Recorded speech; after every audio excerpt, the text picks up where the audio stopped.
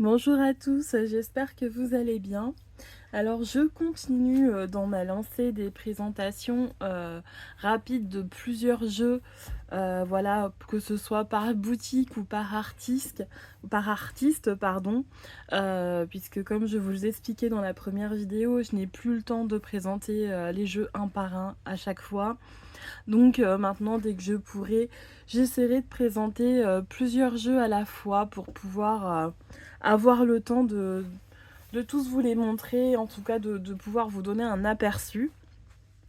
Donc là, il va s'agir des jeux d'Iris et Linac. Alors, je ne les possède pas tous.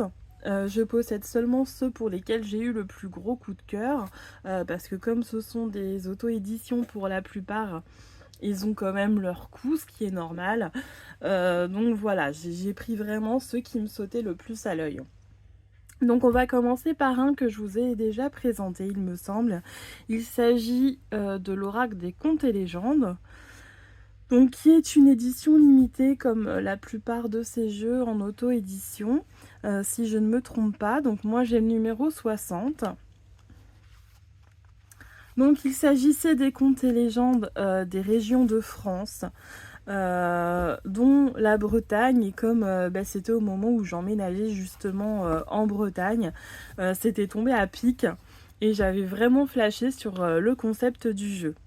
Donc on avait un jeu qui arrivait avec un super pochon en coton.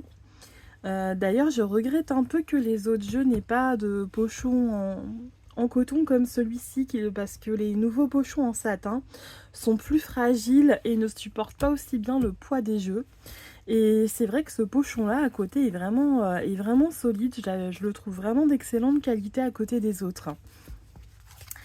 Donc il était arrivé avec une petite enveloppe. Je remonte tout vite fait parce que j'avais déjà fait la présentation normalement. Si je me souviens bien en tout cas. Donc voilà, il y avait une petite enveloppe avec une carte.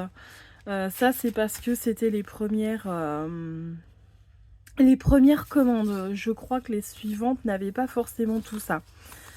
Donc il y avait des propositions de tirage. Voilà, c'est mieux si je vous les montre. Des petites cartes. Voilà. Toujours les petits marque-pages. Hop, je mets ça de côté. On a un livret comme ceci. Voilà, qui s'ouvre dans le sens de la longueur. Un peu comme un herbier. Donc on a plein d'infos. Avec un livret, avec un toucher pot de pêche. Et je vais quand même vous montrer le plus important, les cartes. Donc on a des tranches neutres, des cartes épaisses.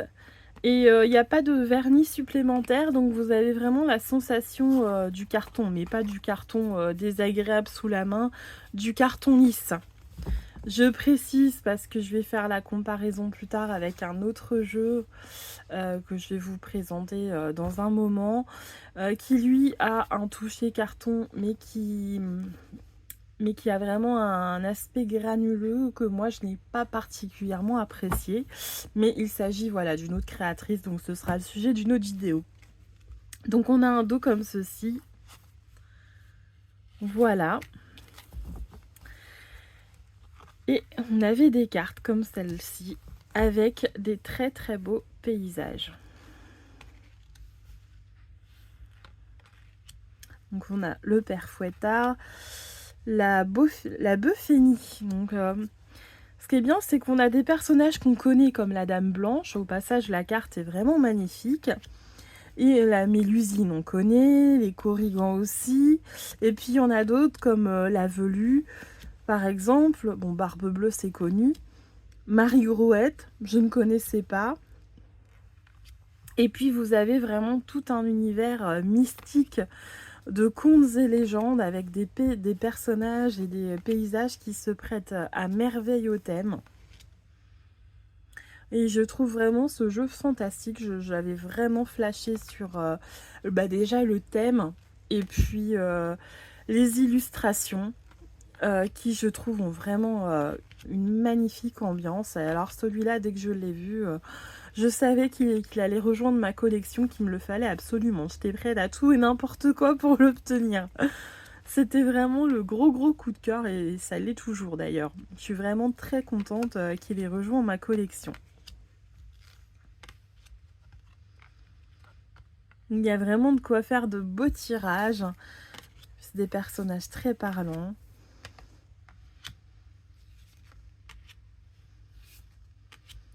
Voilà.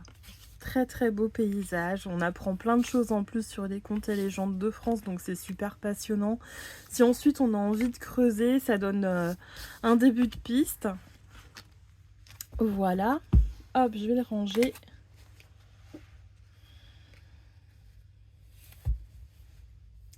Et donc comme j'ai reçu le petit dernier, je me suis dit que c'était une bonne idée de présenter les autres. Pour voilà, faire une présentation une bonne fois pour toutes. Donc ensuite, on a l'oracle de Baba Yaga. Celui-ci, je ne me rappelle plus si je vous l'ai présenté ou non. Je ne me souviens pas. Donc voilà, je vais quand même faire la présentation entière. Donc voilà, il arrive dans un pochot satin. Alors c'est très joli. Celui-là reste assez solide, mais je sais qu'il y a des jeux que j'ai reçus avec un pochon noir qui me semblait plus fin que ça et qui semblait avoir du mal à supporter le poids des cartes. Mais en tout cas, j'avoue que celui-ci, la couleur est splendide, j'aime énormément. Donc, il arrive avec un livret comme celui-ci. Voilà, vous avez des poèmes, des petites histoires, des invocations pour invoquer la sorcière, qu'elle puisse répondre à votre question. Et puis on a les mots-clés.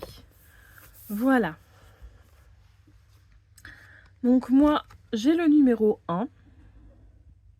J'ai pas fait exprès. Mais j'ai trouvé ça rigolo. Je crois que c'est la première fois que ça m'arrive avec un jeu. Donc on a des tranches neutres. Toujours ces cartes cartonnées, de bonne facture, épaisses comme je les aime. Et voilà un peu à quoi vont ressembler les cartes. Je crois que je vous l'avais présenté, mais j'ai quand même un doute. Donc là encore, on a des très beaux paysages, bien que cette fois, il y a un aspect un peu plus photo. Mais qui ira très bien aussi avec le premier. Voilà, pour les gens qui ont envie de mélanger. Donc ce que j'aime bien, c'est qu'il y a toujours de très beaux paysages et puis des effets de lumière. Donc au départ, on vous explique que vous êtes à l'extérieur de la maison de Baba Yaga. Et petit à petit, vous allez pouvoir entrer dans la maison. Alors normalement, vous voyez, là, il manque une carte au milieu. Vous pouvez reconstituer la cabane de Baba Yaga. Non, je crois que c'est comme ça. Non, pour celle-ci, il n'y a pas de troisième carte. Je confonds avec le corps de Baba Yaga. La mare sans fond. On n'a pas envie de s'y trouver, mais en même temps, le paysage est splendide. La croisée des chemins, où là, on voit vraiment tout le côté mystique de ce que représentait la croisée des chemins dans le temps. La lune, la chouette sphinx. Donc là, encore une fois, on a vraiment des choses qui sont magnifiques.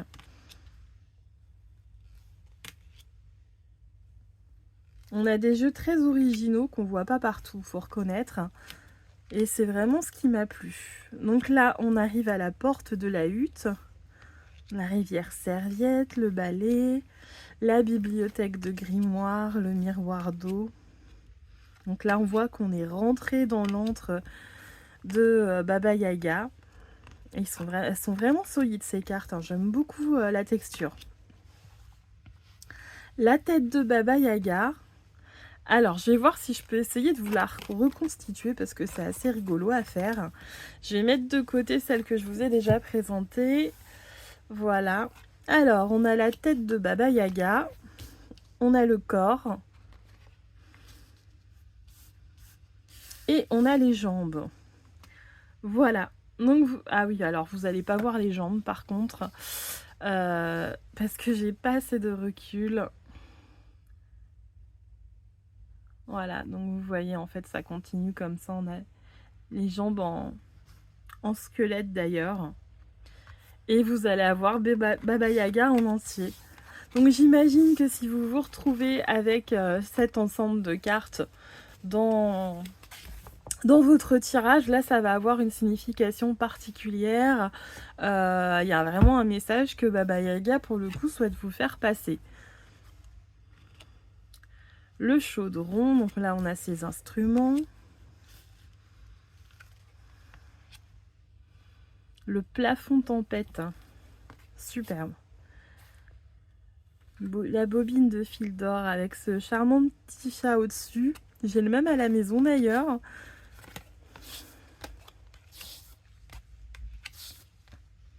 Et on retrouve encore Baba Yaga, cette fois-ci sur une seule carte. Voilà. Donc encore un très très joli oracle. Je l'aime beaucoup aussi. Hop, je le remets dans son pochon. Bon, les cartes comme ceci, je préfère les remettre directement en pochon. Parce que j'ai toujours peur de les abîmer. Et ça, c'est quelque chose dont j'ai horreur. Alors ensuite, j'ai pris le grimoire de l'oracle Magicus, donc qui arrive aussi avec un joli marque-page. On a toujours de jolis marque-pages qui accompagnent les commandes.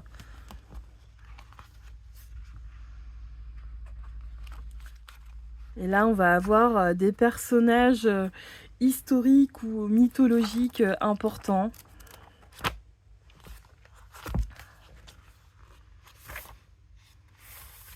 Nostradamus, par exemple. La Fée Morgane.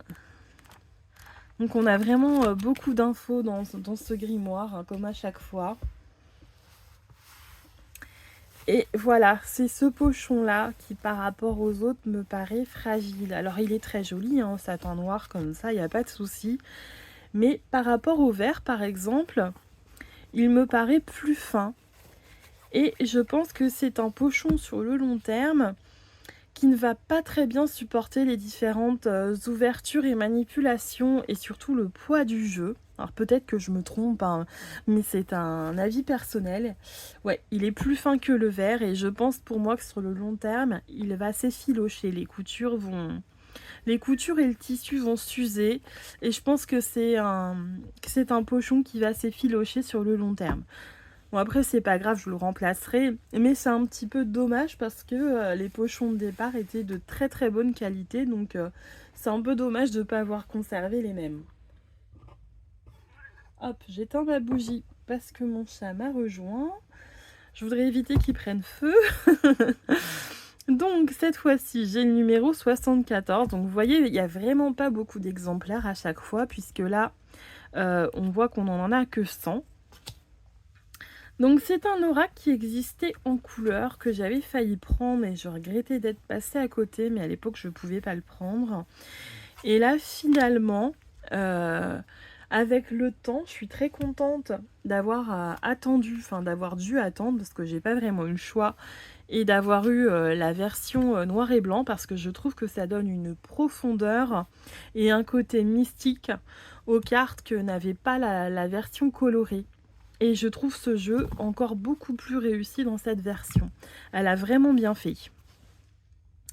Donc, on a Dakini, Dracula, Faust, Freya. Alors, je ne sais pas comment on dit. Sensikan, on va dire ça comme ça. Isis, Judith, Hécate. On a vraiment des personnages forts. Hein. Hermès Trismégiste, Paracels, Thoth, Tituba, la Pite de Delphes, Raspoutine, le roi Salomon, Méphistophélès, Nostradamus, Morgane, Merlin, Mélusine, Lilith, Méduse, Marie Laveau, Lavoisin. Donc c'est bien parce qu'avec ces cartes aussi on peut utiliser ce jeu par exemple en prenant une seule carte pour avoir un conseil d'une personnalité forte en disant voilà quel est mon guide du jour par exemple, ou quel personnage a un message précis à me transmettre aujourd'hui. Et puis vous prenez une carte, vous avez votre personnage et par exemple vous pouvez poursuivre avec un autre jeu comme ça. Vous savez vraiment que c'est un personnage précis qui a voulu... Non, tu t'assois pas sur les jeux, mes mères. Excusez-moi. Donc comme ça, vous savez que c'est un personnage précis qui a voulu vous adresser un message. Bon, faire des vidéos avec des petits chats, c'est pas toujours très évident. Mais on va y arriver. Heureusement, j'en ai qu'une qui s'en mêle. La sorcière de Salem, ou les sorcières de Salem, pardon, la Befana, Gérald Garner, Atugan, je connais pas.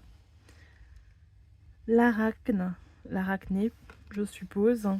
La Dame du Lac, John Dee. On retrouve encore Baba Yaga. Mais là, pour le coup, si vous tombez sur Baba Yaga comme personnage, bah, c'est bien parce que vous pouvez poursuivre directement avec son oracle. C'est super intéressant. Elena Blavatsky, Circé, Aleister Crowley. Et voilà. En plus, vous avez un petit livret. Oui, parce que je crois que vous pouvez prendre le jeu avec juste ce petit livret. Voilà, qui va vous donner déjà les indications principales des cartes. Et le gros livret là, ça va être vraiment plus précis. Vous avez l'historique du personnage. Et vous avez des choses supplémentaires concernant la lecture et les interprétations possibles. Donc moi, je trouve ça vraiment intéressant d'avoir le livre en plus. Maintenant, c'est vrai que ça demande du budget, donc c'est déjà bien d'avoir le jeu quand on ne peut pas faire autrement. Voilà. Et pour terminer, le dernier oracle sorti. Hop.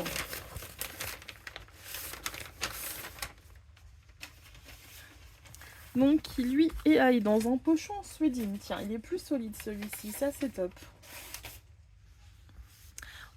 Donc on a un beau pochon en suédine et cette fois-ci, donc il s'agit... Hop, je vais ranger ça plus loin. Ouh là là, tout tombe.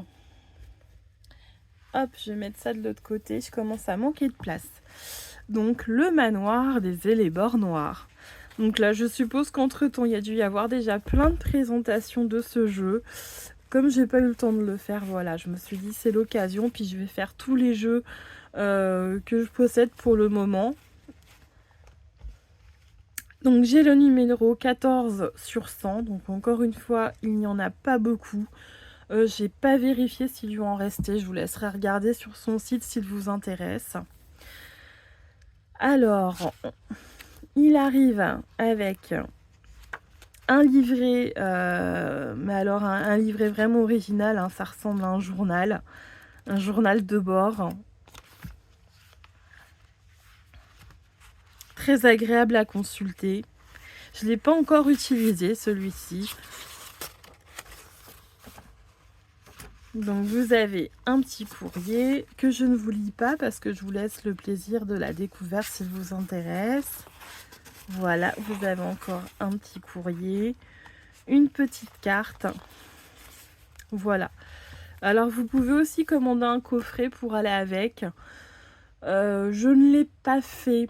Alors je ne sais pas ce qu'il y a dans le coffret déjà, donc c'est vrai que moi j'ai un peu de mal à acheter des choses dont je ne connais pas le contenu parce qu'il est quand même pas donné, il est pas non plus extrêmement cher, je crois qu'il devait être dans les 40 €, je sais plus. Mais ça faisait déjà pas mal de frais parce que je prenais plusieurs jeux en même temps, donc je l'ai pas pris. Peut-être que je vais regretter, mais voilà. Et bon, même si je l'avais eu, je ne vous l'aurais pas montré parce que je sais que la créatrice souhaite garder la surprise. J'espère quand même qu'on saura un jour ce qu'il y avait dans ce coffret parce que je suis curieuse. Étant donné que je ne l'ai pas pris en plus, voilà. Je voudrais savoir ce que j'ai raté. Mais bon, ce qui m'importait, c'était surtout le jeu. Donc il arrive avec un plan du manoir. Ouais, je peux pas reculer plus ma caméra, je suis désolée. Donc voilà, il arrive avec un très grand plan du manoir, plié.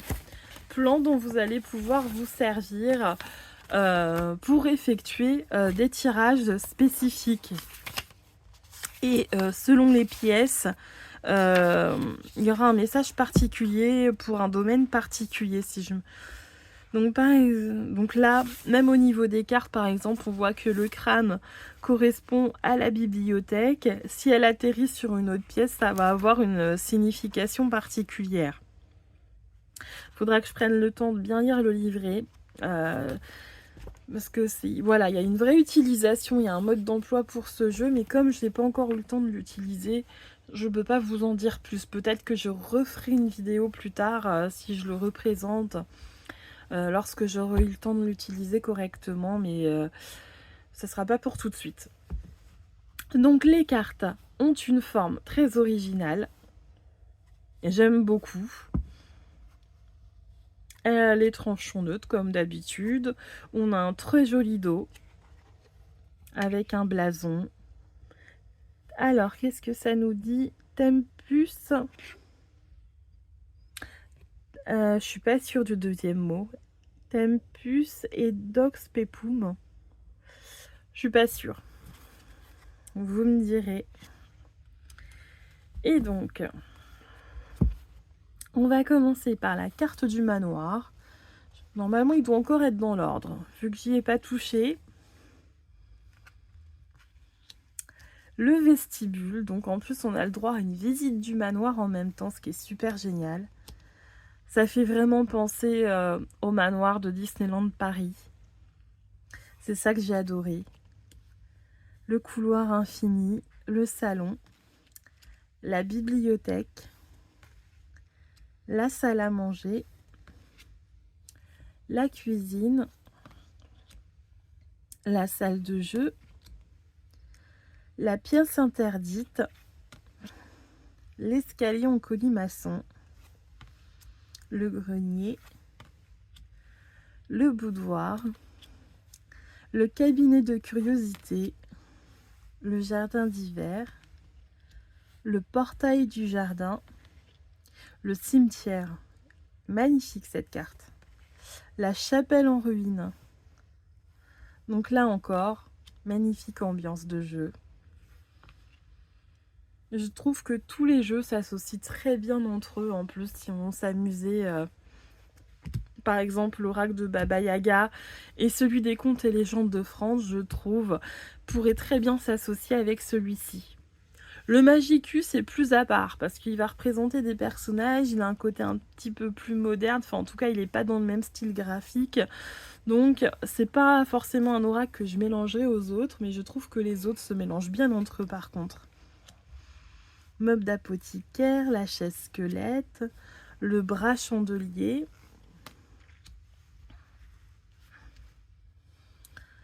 les clés oubliées, la tasse de porcelaine, la fiole de poison, le saphir maudit, la dague ensanglantée, les lettres, le carnet, le phonographe, le crâne inconnu, la photographie, le tableau habité, l'automate ensorcelé, la poupée possédée, petite référence à Annabelle je pense, les souliers qui me font penser au magicien d'Oz, les bords noirs. Alors moi j'avoue que c'est une plante que je ne connaissais absolument pas. Je l'ai découvert grâce à l'oracle. Le miroir enchanté, la comtesse,